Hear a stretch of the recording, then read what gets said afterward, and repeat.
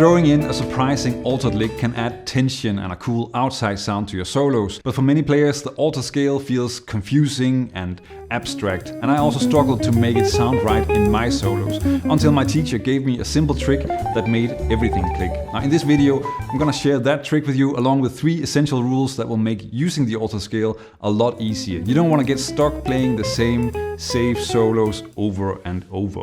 Before we get to the rules, let's start with the foundation, because if you skip this, the altered scale won't make sense and your solos won't work at all. Not everyone agrees on what altered dominant and altered scale really means, but in this video I'm gonna connect everything to the altered scale as a part of melodic minor. And as you'll see, this scale actually breaks some of the rules you'd expect, so you need to approach it differently to make it work in your solos. Now, hearing the sound of altered dominance in chord progressions will make everything easier later when we get to soloing, so listen closely to these examples. Here's an unaltered G7.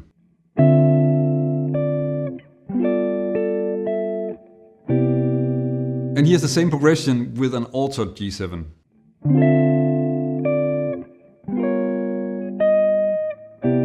What you hear is that there's a lot more tension on the G7 altered, with the sharp 9 and the flat 5 that moves up to the flat 13 before resolving to the C major 7. Now the important things to remember for an altered dominant are altered extensions, so sharp 9, flat 13, no perfect 5th, and that it is resolving, so you have G7 altered moving down to C major 7 in this case. I know that some people don't like seeing the chord written out as G7 altered, but essentially that means that it is a dominant from the altered scale, and as you probably already realized, in jazz, specific and sort of vertical chord symbols don't really describe what is being played 99% of the time. For G7, the altered scale is the A-flat melodic minor scale played from G to G, so a simple version of that would be this.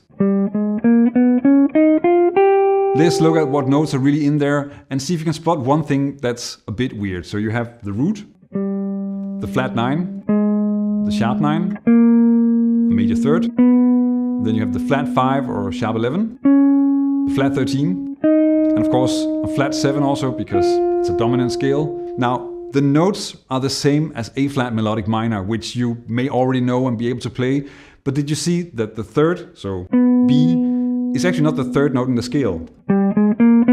Which is a bit strange, but since you then have the sharp 9 and the flat 9, it's kinda nice. Let's get to rule number 1, which is about tension and how to understand and hear the altered scale. Every note except the root wants to resolve. The first rule is important for getting the altered sound to flow naturally in your solos. Every note in the altered scale except the root creates tension and wants to resolve somewhere. And once you understand how these notes resolve, you can start using them in simple musical ways. And in a bit, I'm gonna show you how to turn this into 3-note altered licks that actually sound great. But first, let's go through how each note resolves. The G doesn't do anything, it just stays there, so with chords you would just have a sustained note. The second note, the A-flat, resolves down to the G. So I'm gonna mention these resolutions relative to the chord that they're resolving on. So that means that the flat 9 is resolving down to the G, that is the 5th of C major 7. So you have these chords. The sharp 9, B flat, is a little bit special because that also resolves down to the G or to the 5th, but it does it through the A flat, so. And I'm sure you've heard this. The 3rd, B, resolves up to the root, and with chords. The flat 5, D flat, resolves down to the root, and that sounds like this. The flat 13, E flat, resolves up to the 3rd, and that gives you this. And of course, the flat 7, F, resolves down to the 3rd, so in this case that's F down to E. Once you understand how these notes resolve, you can start creating simple but strong 3-note altered licks, like this. So really it's just 1 note per chord. I'm starting on the 5th of D minor 7, then moving down to the flat 9 on the G7 altered, which of course resolves to the 5th on C major 7. And this kind of introduces something that's important for rule number 2, which we'll get to next, but let's just hear another example first. And if you put the chords under that, you get this. Now we can move on to rule number 2, which tells you about how your altered lines should flow. Altered lines must have direction. The altered scale creates tension that wants to resolve, and that's exactly how your solo lines should work. They need to move toward that resolution. You can start doing this in a very simple way with a line like this. Here the altered part of the lick is really just a descending scale run that resolves to the 5th of C major 7. But you can also create more interesting and complex lines, like this one. And it's important to land on strong chord tones when you resolve. A great way to practice this is really just by targeting the 3rd of the chord that you resolve to. In this case, of course, that's E over C major 7. Here's how you can approach it from above. And here's how you can approach it from below.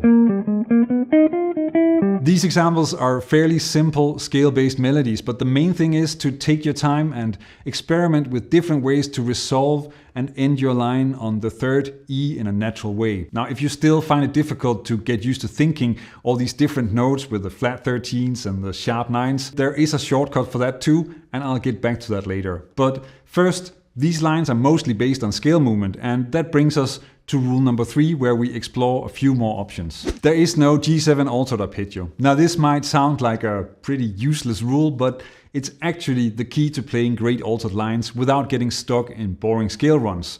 As you already know, G7 altered uses the same notes as A-flat melodic minor, and that means that we can actually use the diatonic arpeggios to build strong altered lines, except for the one that's on G, because that's not really useful. I'll get to that.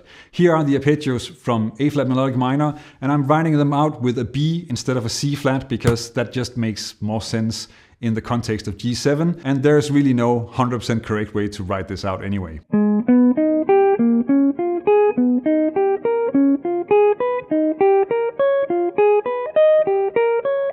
The arpeggio on G is G half diminished. And that doesn't really give us a strong altered dominant sound because it's a G half diminished. It sounds like a G half diminished chord. So we need something that's a little bit stronger. And to get closer to a real altered sound, you want to focus on the arpeggios that contain the 3rd of the altered dominant, B.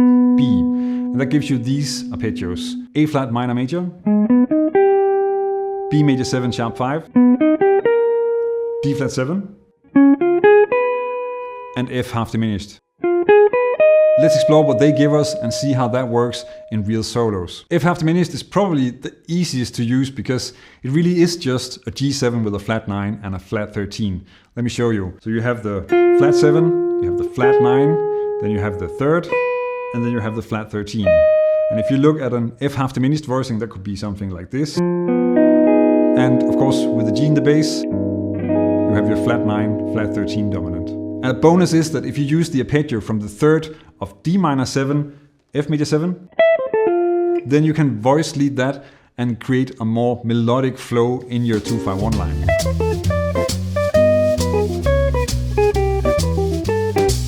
And here you can see how the F major 7 on the D minor 7 chord is sort of voice leading or transforming into an F half diminished on the G7 altered, and then actually also going to an E minor 7 over the C major 7 chord. And this is a great way to make the 2-5-1 line make more sense as a melody or as a story. Now, a similar strategy works well for D flat 7, but here I use it so that it sounds a little bit more like a call response statement because of the direction of the melody. Another great option is the B major 7 sharp 5, which also has that augmented triad in there, which is really a great sound to use for altered dominance as well. The D minor 7 line starts with an F major 7 pivot arpeggio with a leading note, and then transitions to the B major 7 sharp 5 arpeggio targeting the E flat, which really gives us that clear flat 13 on the G7. Now the arpeggio also adds the sharp 9, the B flat, and in resolving that I'm also introducing the flat 9, which really makes the resolution stronger and more natural sounding. The final go-to altered arpeggio is the A-flat minor major 7, and this one is perfect for arpeggio combination melodies. Check this out.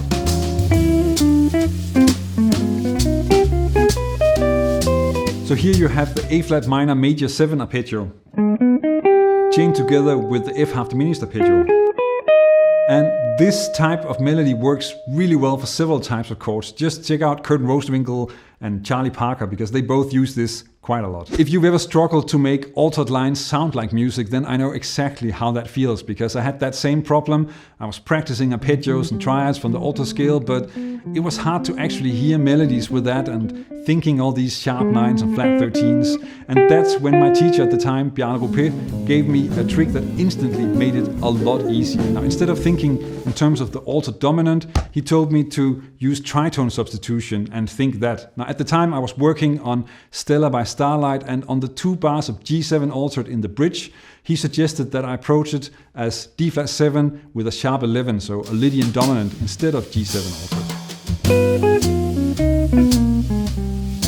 This was a game changer, because I knew the sound of a D-flat 7 chord, and I could use familiar D-flat 7 lines and still resolve smoothly to C minor 7, while the comping was still playing G7 altered. And you can lean even more into the D-flat 7 sound, like this. The note D-flat is probably the hardest note to hear in the context of a G7 altered sound. But thinking of it as a D-flat 7 Lydian dominant or sharp 11 made that a lot easier, and you can also easily play strong melodic lines. Now, what we're relying on here is, of course, that G altered is the same as A-flat melodic minor, which is of course also the same as D-flat Lydian dominant. So it's really the same scale, you're just thinking about it a little bit different. And later on I switched back to thinking in terms of G7 altered. But this approach really helped me internalize the sound first. The way you think about a concept opens up new possibilities, and that applies to chords just as much as solos. If you think getting better at jazz chords is just about learning new grips, you're missing a huge part of the picture. The real skill is making basic chords sound amazing in a real piece of music. In this video, I'm going to show you 3 exercises that will completely change how you comp, helping you develop the real skills that you need, not just a bunch of shapes. Check it out, learn jazz, make music.